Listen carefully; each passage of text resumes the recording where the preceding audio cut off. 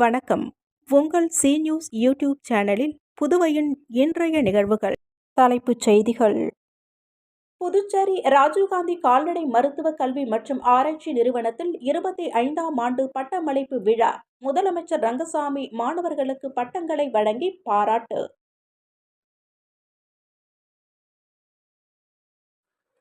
அமைச்சர் திருமுருகன் பட்ஜெட்டில் அறிவிக்கப்பட்ட இலவச அரிசியினை நியாய விலை கடை மூலமாக வழங்குவது தொடர்பாக ஆலோசனை. துறை அதிகாரிகள் பங்கேற்பு. புதுச்சேரியில் ஒரு சில நாட்களில் வெள்ளை அரிசி ரேஷன் கடைகள் மூலம் வழங்கப்படும். சபாநாயகர் செல்வம் அறிவிப்பு. புதுச்சேரி கிழக்கு கடற்கரை சாலையில் ஆக்கிரமிப்புகள் அகற்றும் பணி. வியாபாரிகள் கடும் வாக்குவாதத்தில் ஈடுபட்டதால் பரபரப்பு.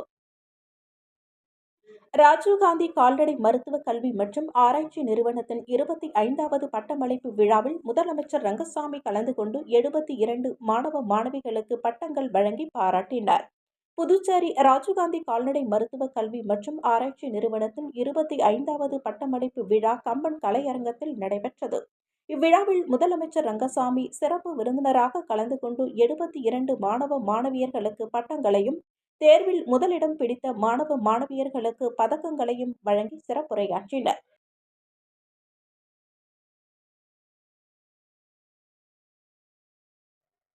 குடிமைப் பொருள் வழங்கல் துறையில் அமைச்சர் திருமுருகன் ஆய்வு செய்து அதிகாரிகளுக்கு ஆலோசனை கூறினார். குடிமைப் பொருள் வழங்கல் மற்றும் நுகர்வோர் விவகாரங்கள் துறை அலுவலகம் வந்த அமைச்சர் திருமுருகன் ஆய்வு செய்தார். ஊழியர்களின் பணிகள் குறித்து தனித்தனியாக கேட்டறிந்தார். அலுவலகம் வரும் மக்களின் வீண் அலைச்சல், கால விரயத்தை தவிர்க்க ஆலோசனைகள் வழங்கினர். மேலும் துறையினை சிறப்பாக நடத்த ஊழியர்களின் கருத்துக்களையும் கேட்டறிந்தார். ஆய்வுக் கூட்டத்தில் துறை இயக்குநர் சத்தியமூர்த்தி, துணை இயக்குநர் தயாளன், அலுவலக கண்காணிப்பாளர்கள், ஊழியர்கள் கலந்து கொண்டனர். வெள்ளை அரிசி ரேஷன் கடைகள் மூலம் வழங்கப்படும் என சபாநாயகர் செல்வம் தெரிவித்துள்ளார். அரியாங்குப்பம் வட்டார வளர்ச்சி அலுவலகம் சார்பில் மணவெளி தொகுதி பஞ்சாயத்து அளவிலான மகளிர் கூட்டமைப்பு மற்றும் மகளிர் சுய உதவிக்குழு பிரதிநிதிகளுடன் திட்ட ஆலோசனை மற்றும் கலந்தாய்வு கூட்டம் நடைபெற்றது. இக்கூட்டத்தில் சபாநாயகர் செல்வம் தலைமை தாங்கி பேசுகையில், மகளிர் சுய உதவிக்குழுவினர் பால் உற்பத்தியினை பெருக்க 100 மாடுகள் வரை வளர்ப்பதற்கு அரசு ரூபாய் 1 கோடி வரை மானியம் வழங்குகிறது.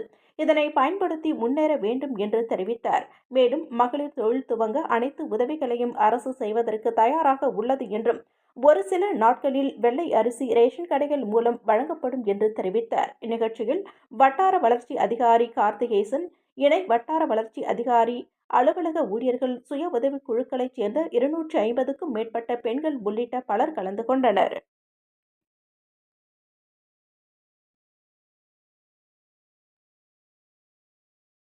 கொக்கு பார்க் அருகே கிழக்கு கடற்கரை சாலையில் ஆக்கிரமிப்புகளை அகற்றும் பணியில் ஈடுபட்ட ஊழியர்களுடன் வியாபாரிகள் கடும் வாக்குவாதத்தில் ஈடுபட்டதால் பரபரப்பு ஏற்பட்டது.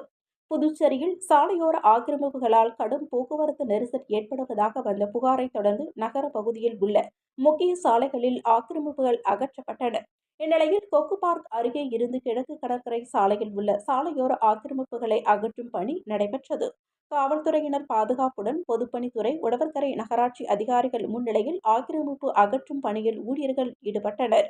இதற்கு அங்கிருந்த வியாபாரிகள் ஒன்று கூடி எதிர்ப்பு தெரிவித்ததுடன் ஊழியர்களுடன் கடும் வாக்குவாதத்தில் ஈடுபட்டனர். இதனால் அப்பகுதியில் பதட்டமான சூழ்நிலை நிலவியதுடன் காவல்துறையினர், பாதுகாப்பு அதிகாரிகள் ஜேசிபி இயந்திரம் மூலம் சாலையோர ஆக்கிரமிப்புகளை அகற்றினர்.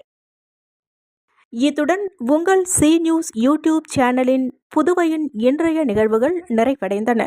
வணக்கம்.